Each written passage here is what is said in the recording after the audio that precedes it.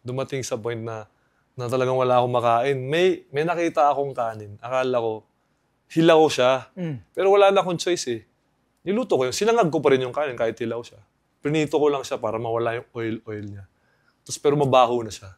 So mula sa bigas? Hindi, Lumang kanin? Lumang kanin na talagang siguro mga days na walang gumagalaw. Oh. Eh wala akong pera, wala akong pagkain, wala. Yun ang ginawa ko. Sinangag ko yung kanin.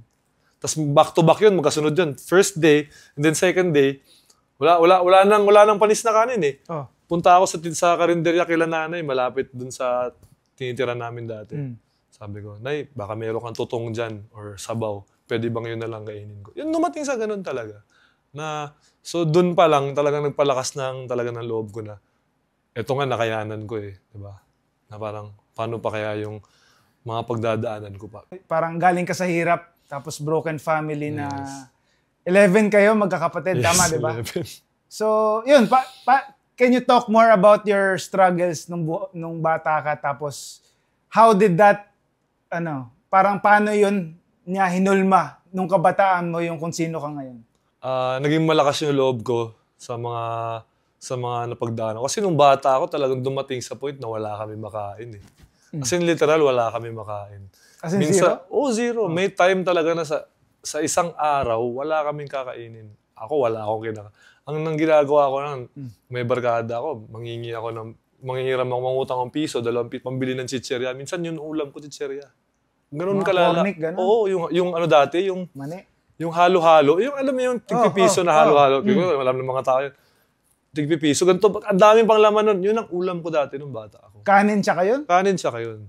Tapos ang pinaka talaga sa probinsya, ang pinaka nangyari sa akin, na talagang pinaka hindi ko makakalimutan. Lagi ko itong kinukwento. Pag naiisip ko siya, pag naalala ko yung mga ganitong conversation, dumating sa point na talagang wala akong makain. May nakita akong kanin. Akala ko, hilaw siya. Pero wala na akong choice eh. Niluto ko yun. Sinangag ko pa rin yung kanin kahit hilaw siya. Prinito ko lang siya para mawala yung oil niya. Pero mabaho na siya.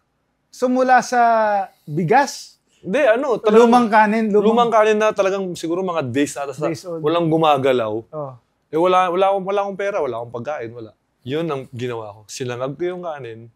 Tapos back to back yun, magkasunod yun. First day, and then second day, wala nang panis na kanin eh. Oh. Punta ako sa karinderya kila nanay, malapit dun sa tinitira namin dati. Sabi ko, Nay, baka meron kang tutong dyan or sabaw. Pwede bang yun na lang kainin ko? Yun, dumating sa ganun talaga.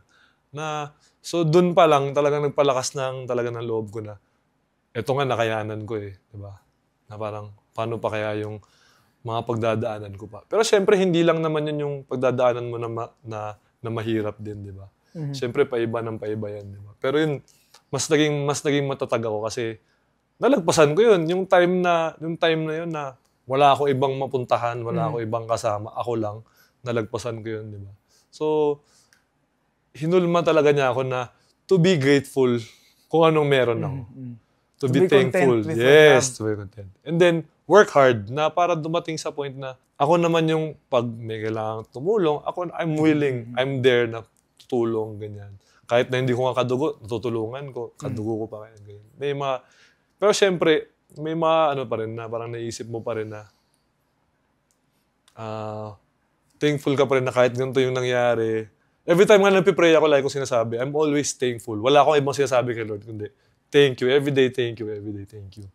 Kasi kung wala si Lord, kung wala tong talent ko, kung hindi niya ako pinalakas yung loob ko, hindi naman ako magiging ganito eh. Siguro parang lang ako pag sayang tong taas, siguro ganun na lang ako pag nakita ko ng ibang tao, ganun. 'Di ba? Na parang, walang nangyari sa kanya, ang taas lang yun. Sana naging player. Usually naman, Pinoy, pag nakita ng matangkad, tatanungin, player ka ba? Basketball player? Diba? Automatic yun, diba? So, lang talaga, nagpursige talaga ako na ayokong magaya sa iba na parang aasa sa ibang tao. Yun nga yung sinasabi ni Coach Chot sa amin na mas maganda nang ikaw yung hihinga ng tulong kaysa ikaw yung humingi ng tulong.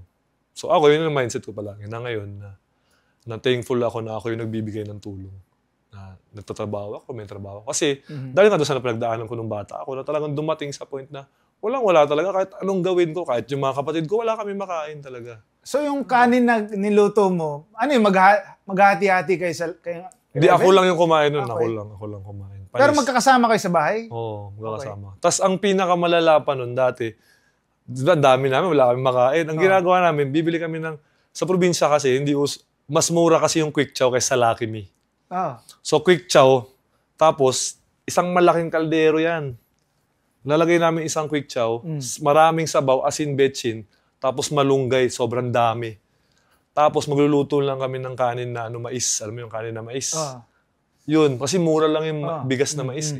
Yun ang ano namin. Yun ang ganun kami ka. Tapos hati-hatiin namin yun. Ganun kami ka walang pera dati talaga. Dumating sa point na wala talaga. Na ako, nagtatrabaho ako. Alam mo kung anong trabaho ko dati ng bata ko para magkapera lang? Sa amin, sa lugar namin, sa Barangay Dayawan, sa Villanueva. Parang may nagpapagawa ng bahay. Hindi sila bumibili ng buhangin. Ang bibili nila hollow blocks. Yung buhangin hindi. Kasi yung mga bahay doon, ang gilid ng sapa. Sa sapa, may mga buhangin doon, tsaka graba rin, halo-halo na yun. So yun na. Magkukut-kut kami doon. Tapos yun, mabigat yun kasi basa yun eh. Tapos, ang isang sako, pag naka-isang sako na kami, 5 piso yun. 5 piso. 5 piso lang? 5 piso lang yun dati, 5 piso. Okay. Sobrang, siyempre basa. Hindi mo mapupuno yung isang sako na buo. Kasi mabigat yun eh. So yun, magaganon. Tapos buong araw kung gagawin yun. Buong araw. Tapos kikita ka lang ng 15 pesos. Kasi ang bigat 3 sako? 3 sako lang yun. Tapos, yung hollow block. Kasi ang layo ng bahay, hahakotin namin yun. Benching ko isang hollow block nun. Bubuhatin ko, piso na yun. Kasi kailangan, para pagbalik mo, piso ka na, 2 piso, ganyan. Maghapon, ganun ang trabaho namin maghapon. Pag wala nagpapagawa ng bahay, wala akong pera, wala akong pambaon. Ilan taong ka niyan? Nasa mga 11, 12, 13, ganun. Mga 12, 11, 12, elementary. Ganun. Okay. Tapos dumating din sa point na sumama pa ako sa mga, yung mga nagpuputol lang kahoy. Kasi yun, medyo malaki kita, pera. Mas malaki, Tapos, bundok talaga akyatin mo. As in talagang bundok mo. Siguro mga 10 kilometers mag-aakit ka. Maghahanap ka ng mga rare na mga puno. Tapos puputulin namin yun. Parang illegal. Ganun. Okay. Ganun ang ginagawa. Kasi malaki pa. Isang hakot mo, 500 pesos yun. Talaga? So yun. Isang ano lang? Titisin ko talaga yun. Kahit sobrang layo. 500 pesos yun. Para may pera ka. Tapos, yung gumagawa ng kahoy, yung upuan na kawayan, kami naghahakot ng kawayan. Kami nagtatanggal ng balat noon. Marunong ako noon lahat. Marunong kami doon. Oo, marunong ako noon. Kaya parang in a way, sa probinsya, yung buhay probinsya talagang. Maganda yung buhay sa probinsya pag may pera. Pero pag kagaya namin, kagaya ko dati na talagang, kailangan magtrabaho ka talaga na. Kasi yung sa baryo namin, walang may stove doon, puro kahoy. Mga ngahoy pa kami sa mga ngahoy pa kami sa bundok. Kasi yung bahay namin, sapa, tas bundok na yan eh. Talaga? Okay. Bundok yan. Dumating sa point na pag wala kami makain, kukuha kami saging. Kasi dami saging eh. Malapit na. Tapos sasaingin, lang namin yun, isasaing lang namin yung saging. Yun yung pagkain namin. Tapos ginamos, yun na yun. Pag wala kami makain. Pero masarap yun ha? Yun, masarap yun, di ba? Masarap yun, di ba? Ganun yung buhay ko dati na talagang, kaya lagi ko sinasabi sa mga kapatid ko, sabi ko, swerte nga kayo kasi kahit paano ako, kaya ko kayong, nakakatulong ako kahit paano. Hindi man malaki kasi may pamilya din naman ako. Diba?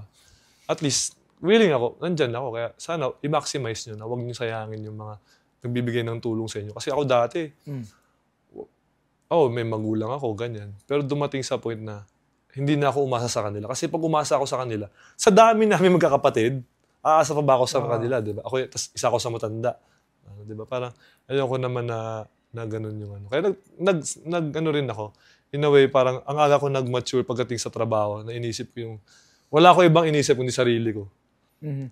Selfish pakinggan, pero hindi naman ako magiging ganito kung iisipin ko pa yung... Inuna ko muna yung sarili ko, bago ko... Kasi pag inuna ko yung sarili ko, tapos pag meron na ako, saka ako tumulong. Mas madali ngayon yun. Kasi yung sisimula pa lang ako, tapos bigay ako ng bigay, mauubos din ako. Diba? Paano ka makakatulong kung di mo muna tulungan ang sarili mo? Yun, ganun. So yun yung ano ko yun. Hanggang ngayon, yun yung talagang... mentality ko ngayon na trabaho ko ng trabaho. Like sa mga namin sa bahay, mga katulong namin. Ano bang trabaho ko sa bahay? Ang trabaho ko sa bahay, mag-basketball, magtrabaho, para may pangsweldo ako sa inyo. Kasi pag wala na akong trabaho, tanggal kayo lahat sa bahay. Diba? So like, sana i-appreciate natin kung anong meron tayo, ganyan.